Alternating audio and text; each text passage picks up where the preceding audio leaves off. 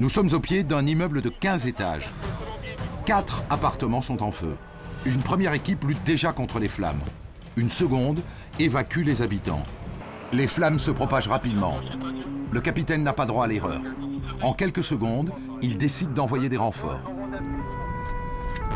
Tout petit, je rêvais d'aider les autres. Sauver, secourir, protéger. Finalement, j'ai changé de cap. Je suis journaliste. Alors j'ai décidé d'aller à la rencontre de ces hommes et de ces femmes ordinaires qui exercent des métiers hors du commun. Vous êtes dans le camion des pompiers, madame? Aujourd'hui, je vous emmène en plein cœur de la capitale, lutter contre les flammes. Le feu se propage par les pièces. Et venir en aide à la population. C'est le métier des 8550 sapeurs-pompiers de Paris. Il y a quelqu'un au sol ici. Sauver ou périr, c'est leur devise. Et ça va devenir la mienne.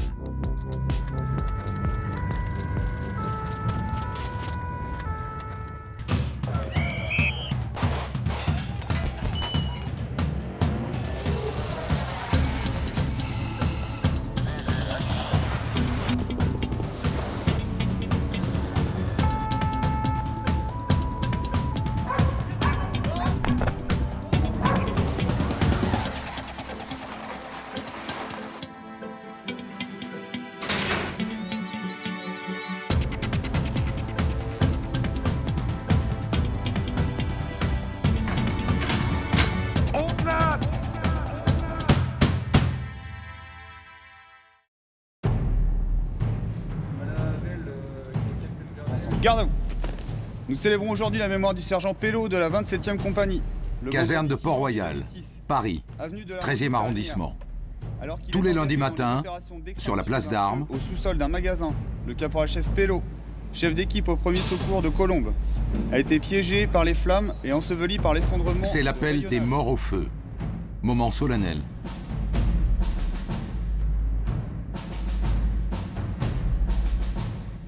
À l'appel. Sapeur Rémi. 18 noms sont cités. Adjudant-chef Éluard. Martelé. Sapeur de première classe I2. Comme pour rappeler aux pompiers qu'ils côtoient quotidiennement la mort. Les 95 pompiers de la caserne de Port-Royal ont fait un choix, celui de risquer leur vie pour sauver celle des autres. La brigade vient de recevoir un appel. Une équipe de pompiers saute dans un camion de secours à victimes. Ils ont 10 minutes pour intervenir. Le début d'une course contre la montre. À sa tête, Sarah, l'une des rares femmes de la brigade. Une poigne de fer et un sourire charmeur. Au volant, Maxime. La grande gueule de l'équipe. Un caractère de cochon, tout dévoué à sa mission. À l'arrière, Titouan, le petit dernier. 18 ans. Stagiaire pompier, le bleu de la bande. Une personne malade. C'est la seule information dont disposent Sarah, Maxime et Titouan pour le moment. Nous devons nous rendre le plus rapidement possible sur les lieux. Chaque minute écoulée est une minute perdue. Sur leur dos, le nécessaire pour sauver la vie d'un homme. N'ayant plus de nouvelles de son ami, c'est un voisin qui a composé le 18. Dans l'appartement... Monsieur, il a quel âge, le monsieur? Un homme est au sol. Il est diabétique? Il est inconscient. C'est une urgence vitale. Sarah est le chef d'agré. C'est elle qui dirige l'opération. C'est pas facile. On ouvre les yeux.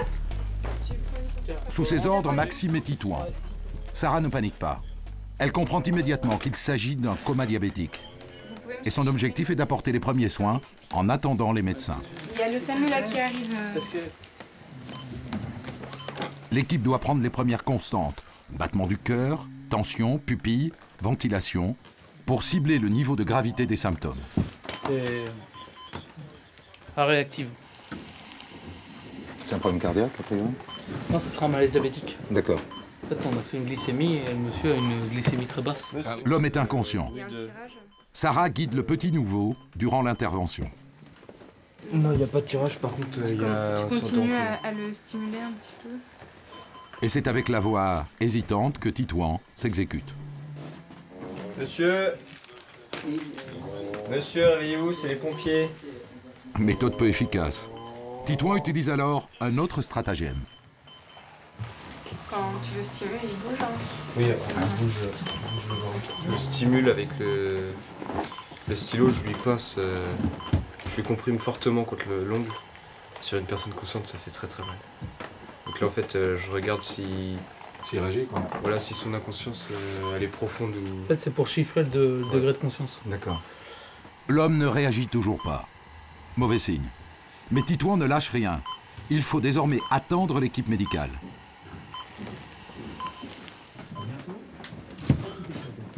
Elle arrive enfin. 10 minutes plus tard. Les pompiers se mettent alors à leur disposition.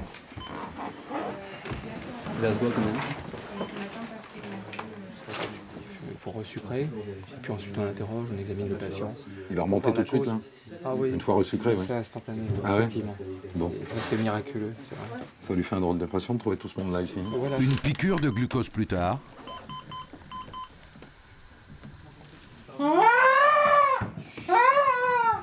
La victime est totalement désorientée. La solution, le visage familier de son voisin. Quelqu'un le connaît? Je crois qu'il faut lui parler.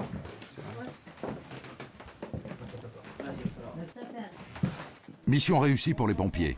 La vie de cet homme ne tenait qu'à un fil, et grâce à eux, il pourra reprendre d'ici quelques jours une vie normale. Il peut mourir, le gars de ça, oui. En coma diabétique. Là, il n'y a personne qui vient le voir. Il meurt, oui. Heureusement qu'il a un bon voisin parce que sans son voisin, Il est plus là. Le médecin est indispensable. ah oui, Oh. parce que nous, on peut pas faire grand chose. Vous n'êtes pas habilité à faire une perf, par exemple, Non. hein? Non, voilà. On est juste secouriste, donc, Ouais, on ouais. fait les premiers gestes et puis après, on attend le SAMU ou nos collègues Bon, pompiers ouais, médecins. bon sang-froid quand même du jeune sapeur Titouan. Non? Oui, oui, très bien. C'est ça que t'aimes, c'est... Oui, c'est ça, porter secours. Porter C'est pour ça que je secours. fais ça. Ouais. J'ai voulu Mais faire. pourquoi tu veux porter secours? C'est ça l'histoire. J'ai l'habitude d'être attentif aux gens, Ouais. à ceux qui m'entourent, donc ça j'aime bien. Puis la petite poussée d'adrénaline. Ouais. Titouan est volontaire et motivé. À 18 ans, c'est pas mal. Mais il devra faire ses preuves sur le terrain, comme à la caserne. D'ailleurs, une mission de la plus haute importance l'attend.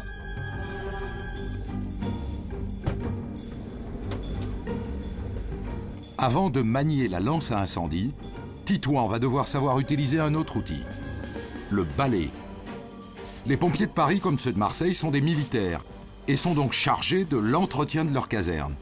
Une tâche peut-être ingrate, mais Titouan n'a qu'une seule idée en tête. Je sais qu'à côté de ramasser les feuilles, il y a de belles expériences à vivre.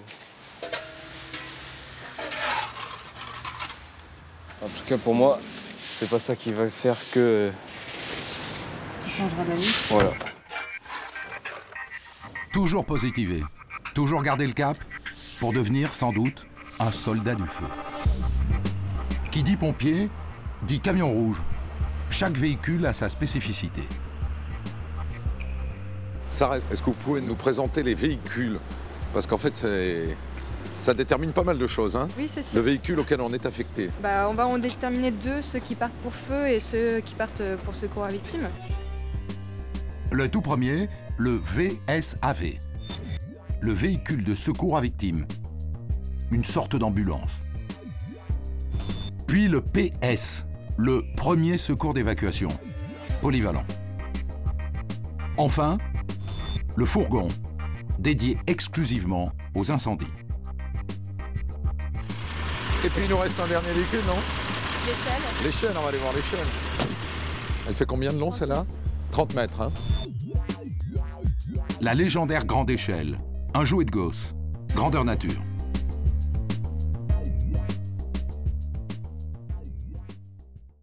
À l'étage de la caserne, la réalité est tout autre.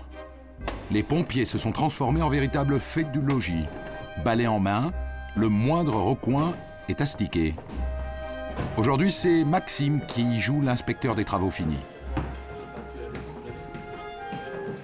Quand ils sont de garde, les 95 pompiers de la caserne de Port-Royal vivent sur place, répartis sur 4 étages, 18 dortoirs, de 3 à 10 lits. Tu me feras plaisir de tirer les couettes. Oh, on est loin de l'hôtel 4 étoiles, hein.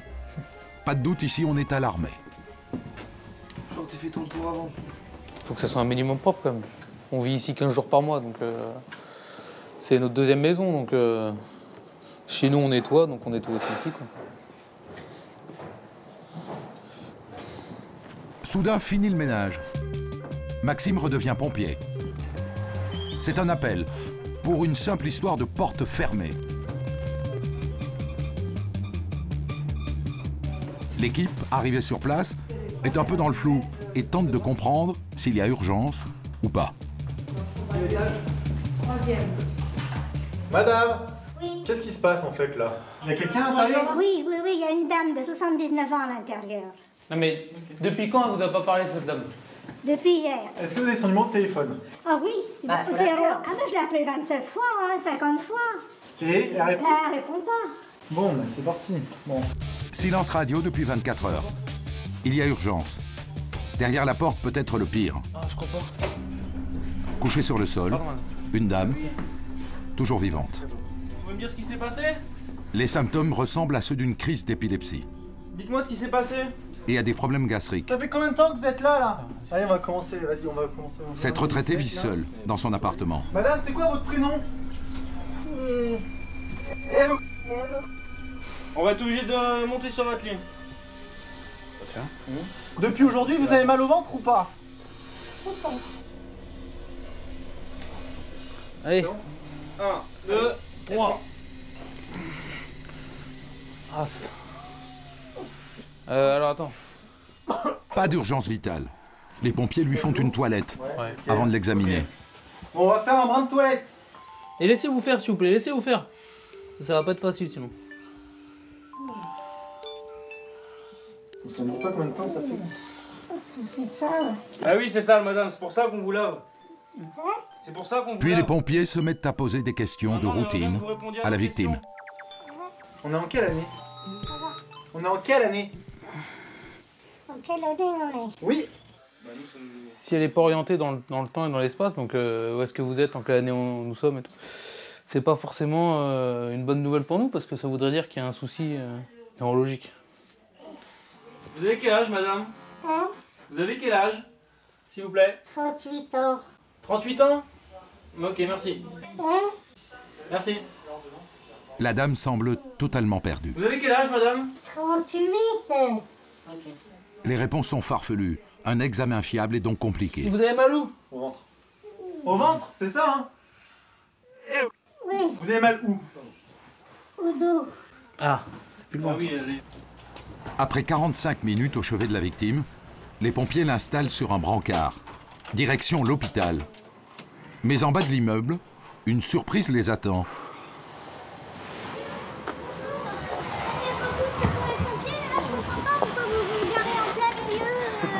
Alors qu'il y a...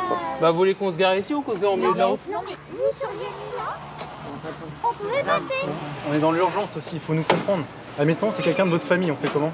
Non, mais c'est très bien ce que vous faites, mais ne culpabilisez pas parce que je vous dis gentiment que Allez en madame, vous on est mettant pas là, l'hôpital. en vous mettant là, On parle d'urgence, madame, on est dans l'urgence. oui, non mais je comprends, vous êtes intouchable. Confrontés au sidérant manque de civisme de cette femme, les pompiers gardent leur sang-froid. Comme quoi, leur pire ennemi n'est pas toujours le feu. Durant le trajet vers l'hôpital, la victime reprend ses esprits. J'ai trop mal. J'ai trop mal. J'ai trop mal, écoutez. Derrière son masque de gros dur, Je n'en peux plus, monsieur. Je vous en supplie. Maxime supporte mal les plaintes de cette femme. Il se sent impuissant face à sa souffrance. Vous pouvez pas lui donner un petit médicament? Ah non, on n'a pas de médicaments. Celle qui... c'est les médecins. Ah non, on est que, encore une fois, on est que secouriste et on a que les bases d'un secouriste. Donc certes, on est en équipe, mais on n'est pas habilité à donner des médicaments, quoi. Allez, madame, on est arrivé. Mais non, madame, on est arrivé là. Peut-être, mais j'ai mal. Hospitalisée à l'hôpital Cochin, une équipe médicale prend en charge la patiente et soulage enfin sa douleur. Mais le quotidien des pompiers se déroule principalement au centre de secours. Sarah, mon guide, m'introduit au cœur de la caserne, là où tout se joue, la cantine. Chaque jour, près de 50 pompiers déjeunent dans ce réfectoire. Alors comment est-ce que ça se passe? Ici, le mot fast-food a une vraie signification. Manger le plus vite possible avant que la sirène synonyme de départ ne retentisse. Ah, c'est bien diététique comme repas, ça. Entre sport et intervention, la nourriture doit tenir au corps. Je m'attendais à, je sais pas, des salades de betterave, des... Les mecs sont pas trop légumes.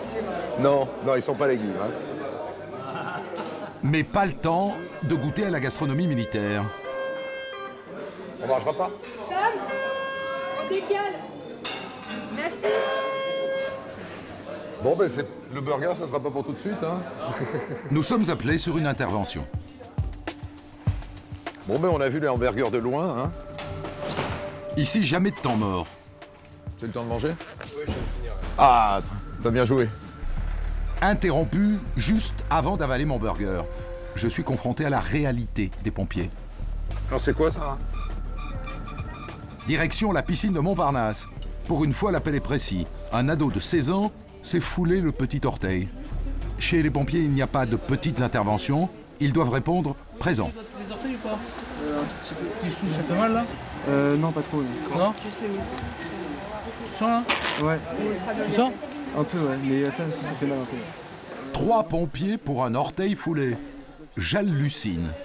Jouer le rôle de taxi, c'est une réalité qu'ils sont parfois obligés de subir. Ouais, moi, il ne me viendrait pas l'idée d'appeler les pompiers pour ça. Hein? C'est sûr. On met ses baskets et puis on va à l'hôpital. Exactement. Après, c'est les classes. Ouais. Il faut se débarrasser du problème d'une manière ou d'une autre, donc on se débarrasse sur les pompiers. Une équipe mobilisée 30 minutes pour un petit orteil, c'est une équipe en moins pour des urgences plus sérieuses. La rotation entre les véhicules vient d'être faite. Normalement, en cas d'appel, c'est le 2e VSAV qui devra sortir. On va manger? Nouvelle tentative? Oui. Nous sommes les derniers à la cantine. Nous ne devrions plus être dérangés. Et comment on sait la sonnerie particulière pour... Alors, il y a un ronfleur. Ouais. 2 petits coups pour le VSAV1 et 4 petits coups pour le VSAV2. D'accord. Je vais enfin retrouver mon burger.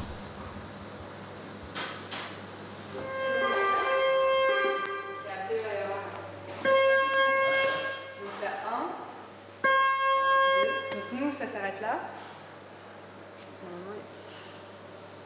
Non. Ah non, c'est nous. Oh non! Non, non, non! On peut prendre une frite peut-être avant de partir. Hein? On vous les rend.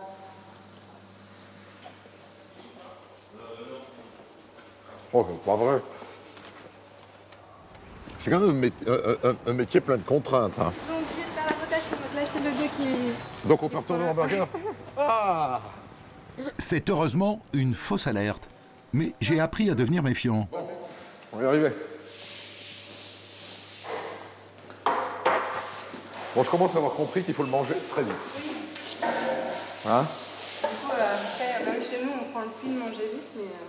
Bon, cela dit, ça, c'est combien par mois? 11 jours, c'est ça? De garde? Oui.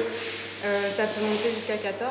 14 jours. Le reste du temps, il n'y a pas toutes ces contraintes. 14 jours de garde, plus 2 de réserve, et le reste du temps, repos. Entre les interventions, le sport, les tâches administratives et l'entretien de la caserne, ça n'est pas du luxe. Ça y est, c'est le grand jour. Je vais enfin me transformer en pompier. Direction le garage. La tenue de feu est toujours à proximité des camions, prête à l'emploi. Petit détail, il n'y a pas de vestiaire. Là, il y a étalage de pectoraux, je ne vais pas pouvoir concurrencer ces gens-là. Nom de Dieu, qui sont costauds.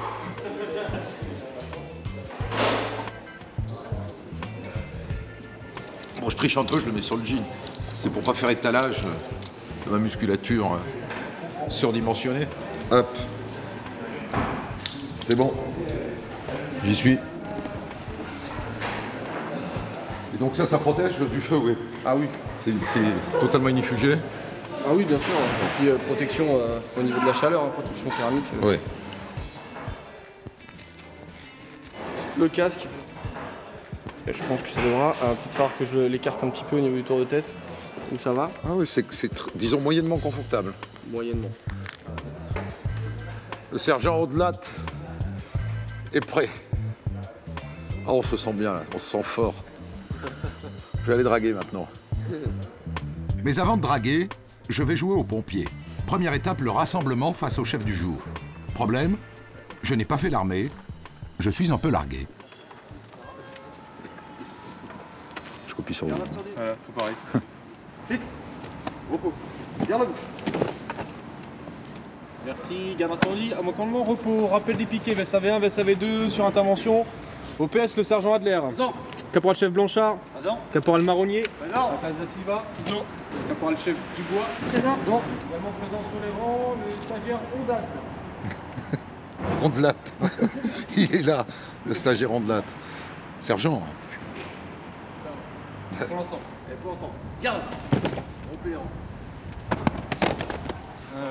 Le stagiaire Ondelat, déguisé en pompier, c'est un peu un rêve de môme qui se réalise. Mais l'habit ne fait pas le moine et la brigade va me faire passer un premier test.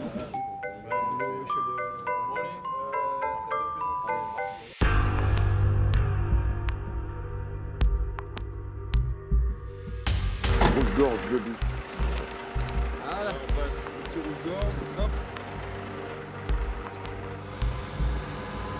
On le sent un peu stressé en fait, on sait pas pourquoi. Mais je sais pas là, parce qu'en fait je sais pas exactement ce qui va m'arriver. 100 barreaux, 30 mètres, c'est super méga impressionnant. J'ai déjà un doute sur ma capacité à monter les barreaux parce que, si t'as vu la longueur de l'échelle, ils ont l'intention de la déployer jusqu'au bout là. Oh mon Dieu. Bon, ça y est, je commence à stresser. Si je le sens pas, on arrête. Pourtant, je suis harnaché et l'échelle est sécurisée. Après vous. Donc là je monte. Nom de Dieu. Ce sont mes débuts.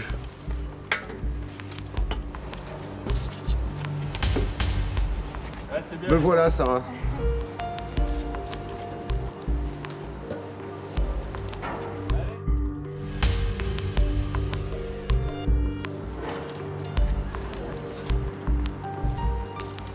Bon, ça va.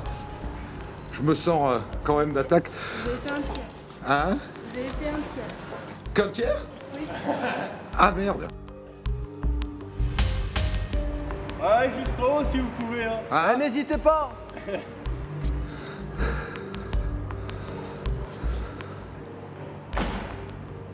J'y suis, bordel.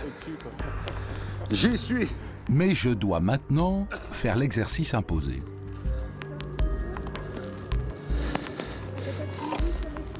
Qu'est-ce qu'il faut que j'arrive à rentrer? Le pied comme ça, en fait, ici. Voilà, parfait. Voilà, et là vous êtes en sécurité.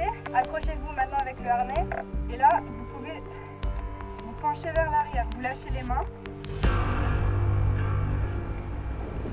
Voilà. Ondelat, sergent des sapeurs-pompiers de Paris. Prêt à intervenir. Bon, ben maintenant, il n'y a plus qu'à redescendre.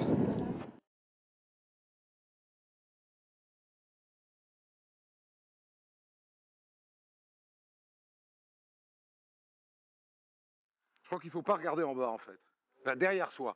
En bas, c'est pas grave, mais derrière soi. En fait, généralement, le danger vient d'en haut. On peut se recevoir. Oui, des poutres ou des pierres. Voilà.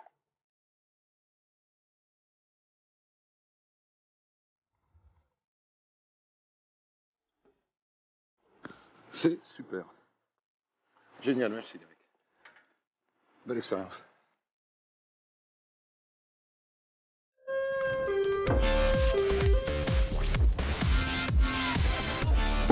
Vite, vite, parce qu'on a un SMUR au départ.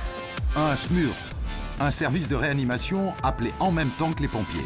La situation s'annonce On tendue. part pour une femme enceinte, on a un SMUR au départ. Une femme enceinte en détresse. On prend bien Ça n'est tout, donc la pas une cuvette, seule, mais deux vies qu'il faut sauver. Surtout qu'à cet instant, personne ne sait si la maman a déjà accouché ou pas. Maxime au volant, slalom entre les voitures, la tension est palpable. À peine arrivé sur les lieux, une femme court à la rencontre des pompiers avec une annonce surprenante. Attendez-nous à l'entrée. Apparemment, le bébé est déjà sorti. Pas forcément une très bonne nouvelle. Un nouveau-né a besoin de soins précis dès son arrivée au monde. La maman n'était pas encore à terme. Cet accouchement à domicile est une surprise la plus totale. C'est son deuxième enfant. Bonjour madame, félicitations. Alors, il a crié, tout va bien? D'accord, super. C'est une petite fille, un petit garçon? Un petit garçon. On met les gants.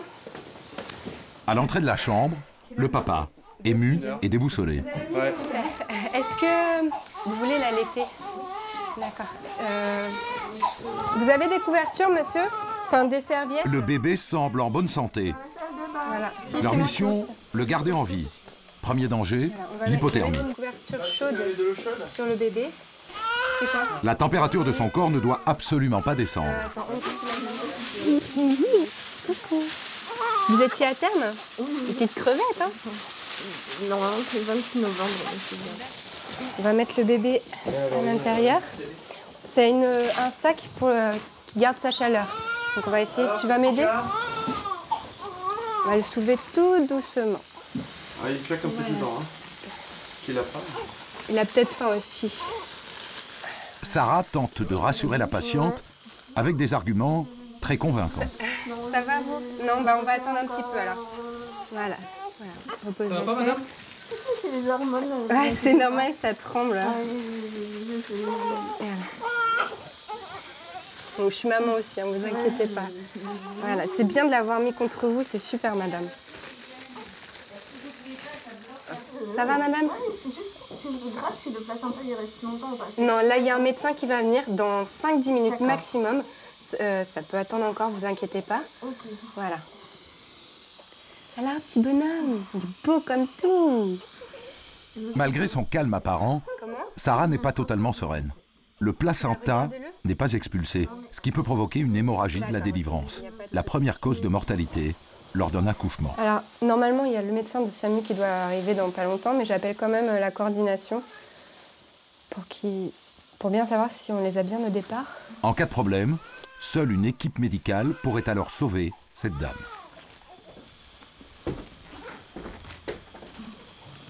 Oui, bonjour, VSAV 131 pour Royal Party, pour parturiente. On a une dame avec un bébé, elle vient d'accoucher. Et on avait un SAMU au départ, mais on ne sait pas si il arrive ou pas. Ah bah c'est bon, le SAMU arrive. C'est bon, ils étaient déjà en bas. Merci. Bonjour. Bonjour. Bonjour, félicitations. Le médecin prend l'opération en main. C'est lui qui est maintenant responsable des patients. Le bébé est ausculté sur le champ et la mère prise en charge. Sarah peut enfin respirer. Oui.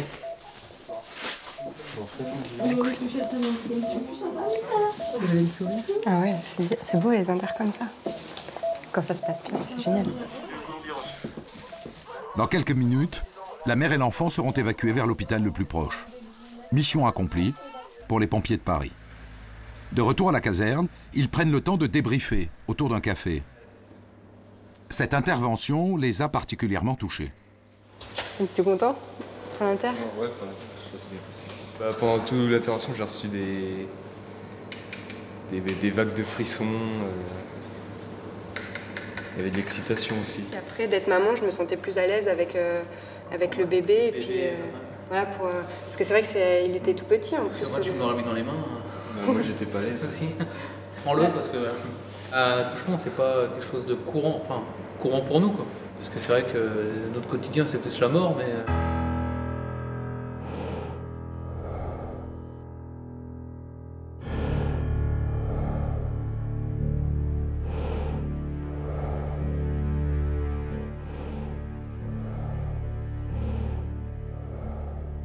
La mort, les pompiers s'y préparent quotidiennement. Aujourd'hui, c'est mission de sauvetage. C'est un exercice, mais tout doit être plus vrai que vrai. Le type sous le masque à gaz, c'est moi. Je suis désigné chef de mission. J'entre donc en premier sur l'intervention. Faites attention à vous, c'est parti.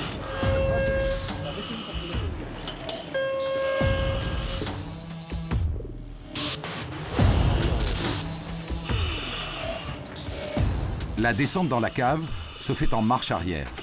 Une technique pour limiter la casse en cas de chute. Je suis relié à Sarah par un fil d'Ariane. Cette corde peut nous sauver la vie en cas de problème, notamment si l'un de nous fait un malaise. Notre mission, ramener une victime à la surface. Mais le couloir est étroit. La fumée brouille ma vue. On se déplace avec difficulté. J'ai une victime. Il y a quelqu'un au sol ici.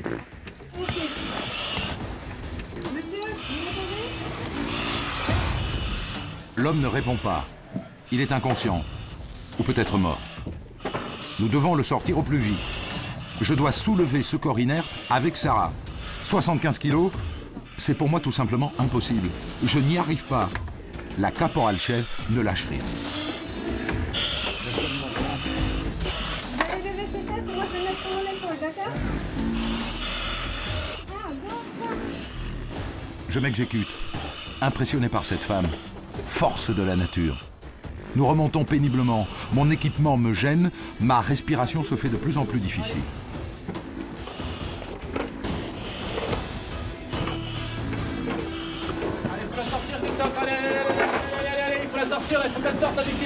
J'aide Sarah comme je peux, mais c'est elle qui, seule, va sauver la vie de cet homme.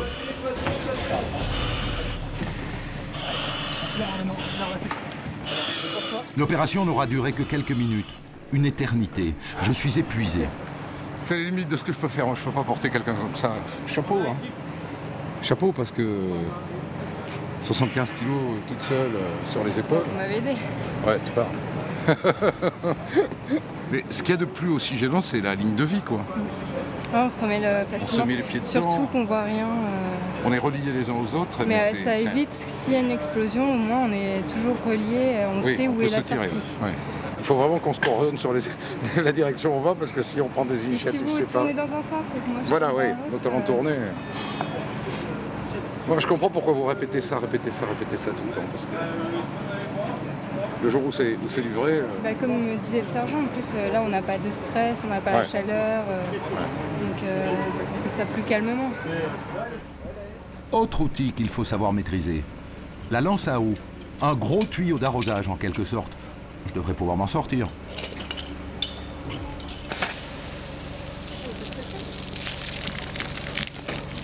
C'est pas plus que ça? C'est un pipi de chien, ça. Ah non, de Dieu. Faut que ça recule, hein. Oui. Ça, c'est le jet le plus utilisé, ça. Voilà. Après, ça, c'est... Attention à toi. J'ai diffusé de protection. Comme ça. Éviter de mouiller tout le monde.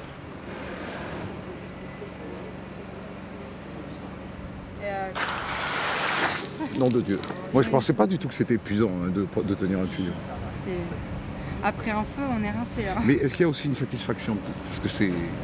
On attaque le feu, quoi. Ah bah c'est sûr, on est fiers après d'avoir été le feu. Mais sur le moment, il y a un petit plaisir quand même à attaquer avec de l'eau, quoi. Ouais, c'est un combat. On est des soldats du feu, donc c'est sûr que... Je comprends que pour vous, ce soit la reine des interventions. Et encore, là, vous voyez pas les flammes. Ouais. Faut le vivre pour le comprendre. Ouais.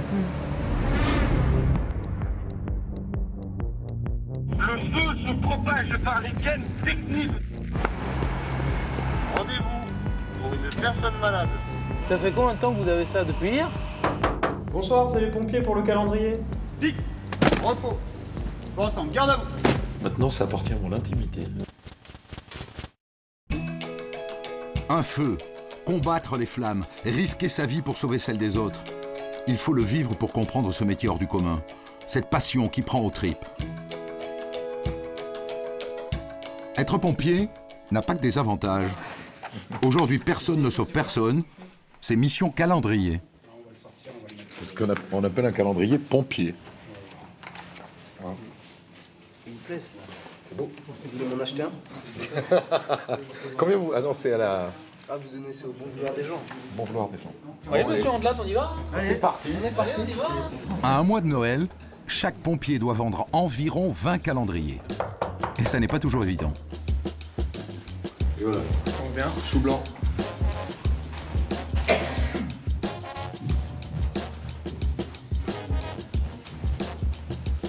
C'est vous qui nous portez la poste, monsieur Andelat. Heureusement, certains ont des techniques plus efficaces. Hop. Attention, c'est parti. Bonsoir madame, excusez-moi de vous déranger. C'est les pompiers de Paris pour le calendrier annuel. Est-ce que vous souhaitez en avoir un madame? Oh bon, oui, écoutez. Ah bah, impeccable. Vous achetez souvent les calendriers des pompiers? Ah bah oui. Ah oui, les pompiers, oui. Pourquoi? Bah parce que c'est des amis dont on a besoin, on sait jamais. Donc voilà, sur la route, pour le feu, pour n'importe quoi. Ils sont utiles, heureusement qu'on les a. Merci madame, 15 €. C'est beaucoup, 15 €, mon nom? Par rapport à notre secteur, c'est un peu plus que la moyenne.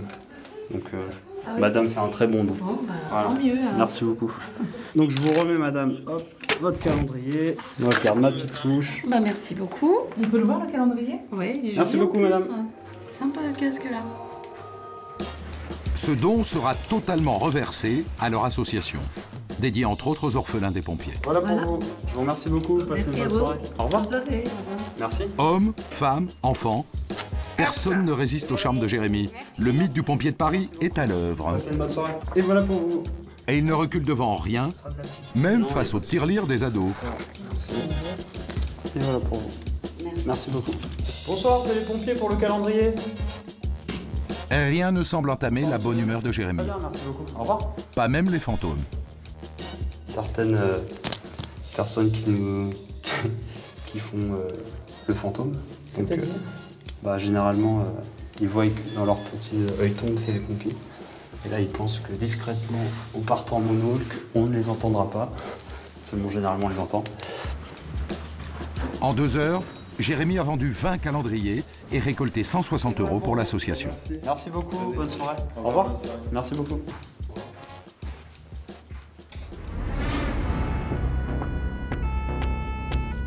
Le feu se propage par les gaines techniques aux étages supérieurs avec les cachots et les fumées, si tu me reçois. Ça pousse beaucoup là derrière la porte, j'ai toujours pas ma gaz. Au volant, le capitaine Christophe Piemontesi appelait d'urgence sur un incendie près des Maréchaux. Une centaine de pompiers sont attendus sur place. C'est une très grosse intervention. On mesure l'ambiance avec le message. Stressé? Non, pas stressé, mais concentré. C'est la montée d'adrénaline parce qu'on ne sait pas sur quoi on va arriver. Ce soir, c'est lui qui dirige l'intervention. C'est lui qui gère l'ensemble des équipes. Nous sommes au pied d'un immeuble de 15 étages. 4 appartements sont en feu. Une première équipe lutte déjà contre les flammes. Une seconde évacue les habitants.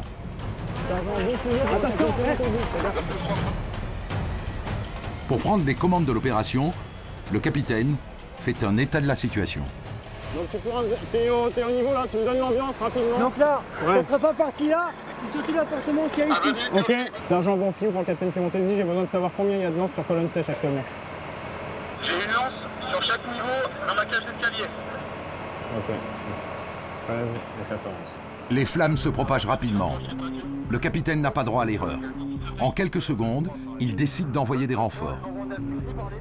Le feu se situe à 40 mètres du sol.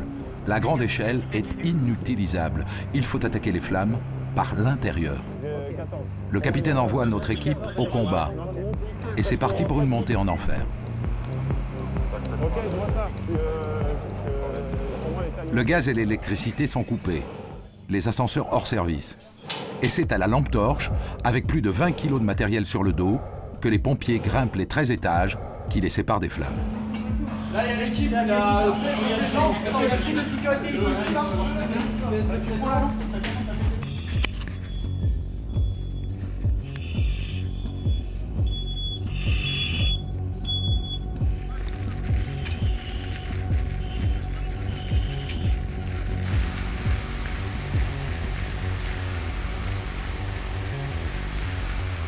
Au total, 14 casernes sont mobilisées. Le capitaine Piemontesi est le seul maître à bord. Un poste de commandement est installé dans la rue. C'est d'ici qu'il suit le travail de ses hommes et leur donne des ordres. Les portes, à moins qu'il y ait les personnes en bas, mais sinon, il faut qu'on casse les portes. Tu casses les portes. C'est bon, tu casses les portes. Le feu est presque circonscrit. Mais la fumée a envahi les 3 derniers étages. Il y a risque d'intoxication. Les habitants sont a priori tous évacués, mais le capitaine fait quand même ouvrir tous les appartements à risque. Là, ils sont en train de... Après 2 longues heures de lutte, l'incendie est enfin maîtrisé. Tous les appartements ouverts et vidés. Le capitaine peut se rendre compte par lui-même du travail de ces hommes. On n'a rien. Ok, grâce. Et là je vais dire, celui-là, c'est le moins important à reconnaître pour l'instant. Mais il faut quand même le reconnaître. D'accord, voilà. C'est pas pour l'instant qui sera. Ouais, mais j'attends. Je pense qu'il faut plus de personnel de cage escalier sur les appartements. C'est bon, il n'y a rien dedans. On les reconnaît. L'appartement, il est reconnu? Non, il est J'ai pas ouvert. deux entreprises qui arrivent. Là, ils seront ouverts. Après, Les 4 appartements sont détruits. Le feu a tout dévoré. Il ne reste pratiquement rien, seulement quelques vestiges d'une vie, partie en fumée, en moins d'1 heure. Non, moi, je vais descendre. Ok. Oui, on a des culs, c'est peut-être pas plus mal, non? Ah bah effectivement, ils peuvent venir en bas des... je vais leur envoyer 50 axes. Les gens qui habitent là, donc il faut bien se rendre compte qu'ils ont perdu toute leur vie, là. Toutes les photos, tous les bijoux, donc là c'est un choc. Il y a des fois des gens qui s'effondrent complètement parce que là, il faut imaginer, hein, chez nous si ça brûle, on est tous pareils. Donc... Mais le capitaine Piemontesi est plutôt satisfait. Les dégâts auraient pu être beaucoup plus importants dans cet immeuble de 15 étages. C'est parti ici. Ah ouais, d'accord. C'était compliqué, j'avais pas trop compris au début. Ouais, mais avec le chef Diallo, on avait fait la même. Exactement. Ouais, j'ai pas trop compris au début.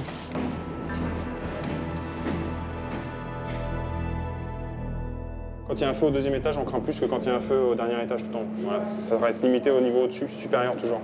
Donc là, on est juste en dessous, voilà, c'est propre. En plus, il y a des moyens de secours, il y a des portes coup-feu, donc il n'y a pas beaucoup de risques. Au niveau inférieur, il n'y a rien en fait. La pression peut enfin redescendre. Bilan, 0 mort, 2 blessés légers, 4 appartements en moins et quelques familles à reloger. Et sur le visage des soldats, le sourire, celui de la victoire. C'est pour ça, c'est pour ces moments-là, cette poussée d'adrénaline, qu'ils font ce métier. Après 4 heures d'intervention, le capitaine Piemontesi peut enfin souffler, lui aussi. Ça y est, on rentre à la maison. On va aller prendre une douche. C'est bien passé? Ça s'est bien passé, oui. Ouais, Bah, content parce qu'il n'y a pas de blessés, ni du côté victime, enfin habitant, et ni du côté pompier, donc voilà. Donc ça s'est bien passé.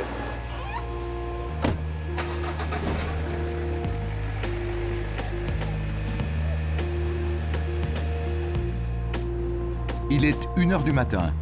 Les véhicules sont rentrés. À la caserne, tout le monde dort. Enfin, presque. On va se coucher? Allez, au pieu. Allez. À l'accueil, juste à côté du poste de commandement, il y a une chambre utilisée par les pompiers de garde. Ce soir, c'est la mienne. Plus qu'à choisir un lit. Bon, ben, voilà. Alors, je vais chercher mes draps. Non, je vais vous les ramener. Je vais aller chercher en bas. Allez, lance-moi. Ouais. Ah,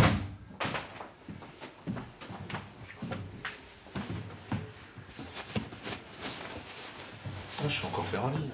Mais ça sent bon, on dirait l'hôpital. Pourtant, ils sont tout propres, hein. Ils sortent du plastique. Oui. J'apprécie. Ah, nous, on descend pas nos couettes et tout. Et vous dormez habillé ou pas? Ah non? Vous vous rhabillez à chaque fois? Ouais. Parce qu'il faut quand même être en 10 minutes au... Oui, mais ça va vite hein, de se rhabiller. Oui. Après, si on a la technique, on met les pantalons sur les bottes. Oui, et on rentre dans le pantalon. Ouais, après on baisse le pantalon, et puis dès qu'on sève, on rentre dans les bottes, et puis on est juste à soulever le pantalon. Et voilà, on est habillé. Bon. Ouais, bah, bonne nuit. Bonne nuit. Je vous dis à tout à l'heure. À tout à l'heure. Dormez bien. Ouais. Essayez. On va essayer. Si jamais il y a un mauvais rêve, hein, je suis en bas. Hein. Ouais. Allez, bonne nuit. En ce qui me concerne, je vais rester habillé. Ce serait quand même dommage de partir en intervention en caleçon. À mon avis, je ne vais pas fermer l'œil de la nuit. Hein? Donc, moi, je vais rester comme ça. C'est ça ma stratégie.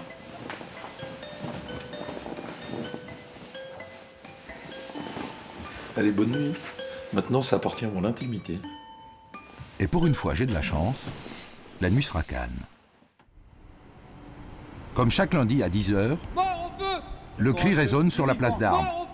Caporal Larminier. Mort au feu! Comme un éternel appel. Mort au feu! Indispensable. Fixe. Repos. Ensemble, garde à vous. Rompez. Ok.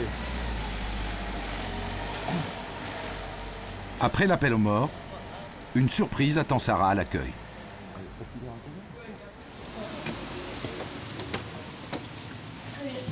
Bonjour. Contente.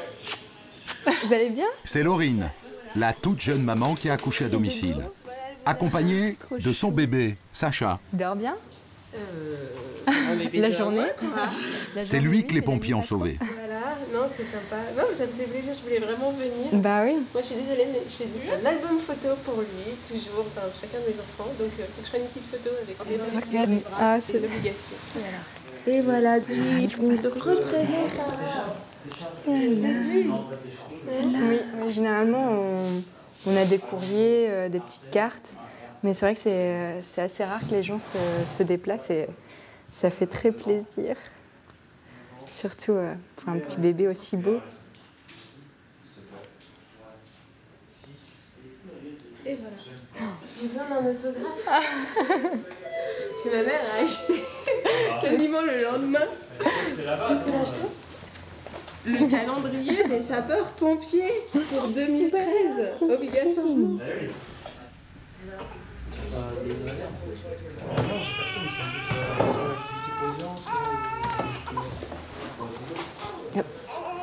Et je te souhaite une vie remplie de bonheur. Merci. La visite du bébé et de sa maman, la plus belle récompense pour Sarah, comme l'aboutissement d'un choix de vie. Après le quart d'heure pouponnage, il est temps pour Sarah de rentrer chez elle. Sa chambre est au 4e et dernier étage de la caserne, au bout d'un petit couloir, un coin à part, réservé aux filles.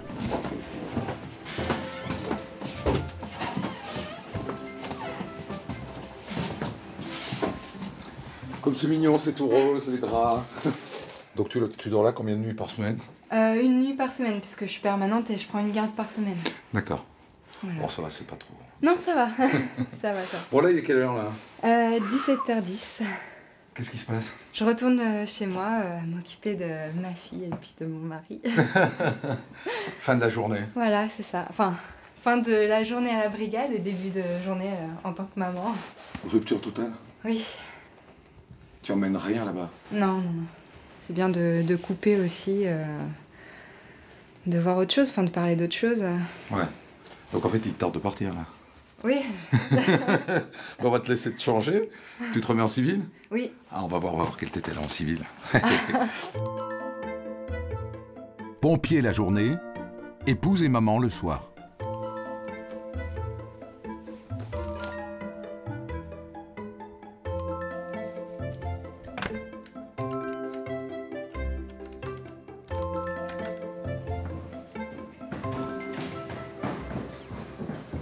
Waouh.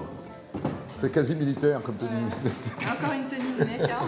Bon, mais bonne soirée. Merci. Vous Et aussi. à tout de suite. À très vite, disons. Très bien. Au revoir. Sarah aura été l'une de mes belles rencontres chez les pompiers de Paris.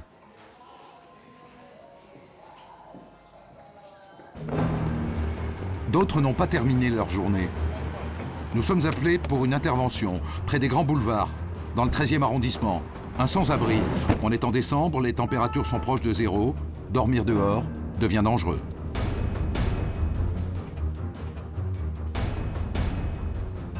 Et on l'a trouvé par terre, un sac poubelle sur la tête. On se demandait s'il respirait bien, il bougeait pas. Donc on lui a demandé s'il voulait de l'aide, il a dit que oui. Donc on a appelé les pompiers. Monsieur, il faut vraiment les appeler pour vous, parce que là, on va rentrer dans la phase vraiment où il va faire vraiment froid. Venir au secours des sans-abri, c'est courant pour les pompiers. Cet homme d'une cinquantaine d'années est très affaibli. Sa température est proche de 36 degrés. Bon, ça va, au niveau de la température, c'est correct. Vous commenciez à avoir un peu froid, mais c'est correct encore. D'accord ? Ce soir, il n'y a pas d'urgence vitale. Il y a surtout besoin de reprendre des forces, de trouver un lieu aussi pour dormir au chaud. Mais en cette période, les foyers sont encore fermés. Son seul refuge, l'hôpital. Hier, vous étiez à l'hôpital? Et vous vous souvenez plus pourquoi c'était?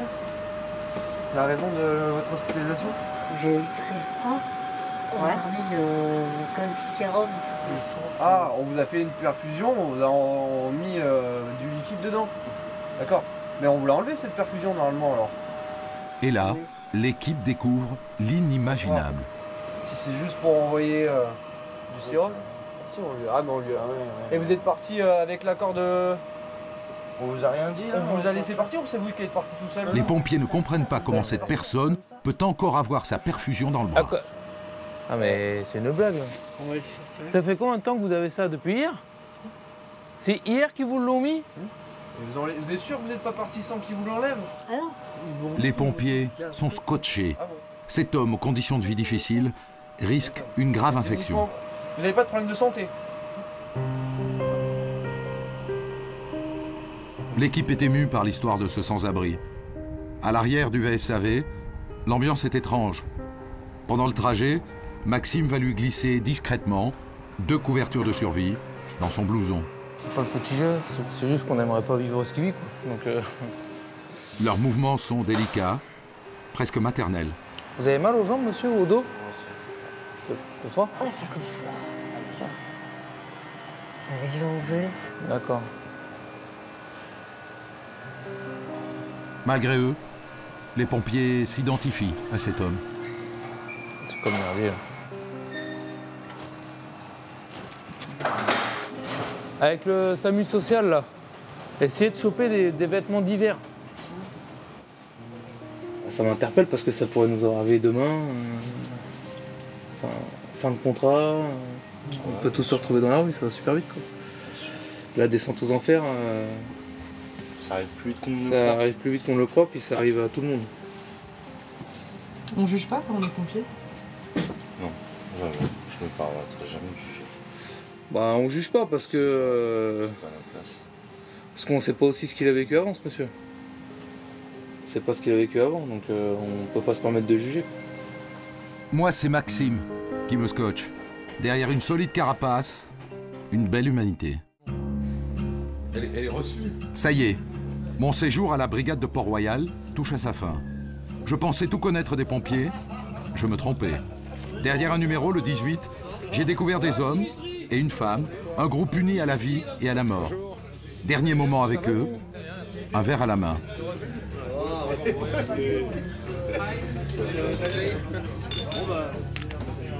Compatriote, Maxime. À la tienne, Yuri. Il est déjà l'heure pour moi de repartir à la découverte de nouveaux horizons où m'attendent d'autres hommes et d'autres femmes au métier exceptionnel.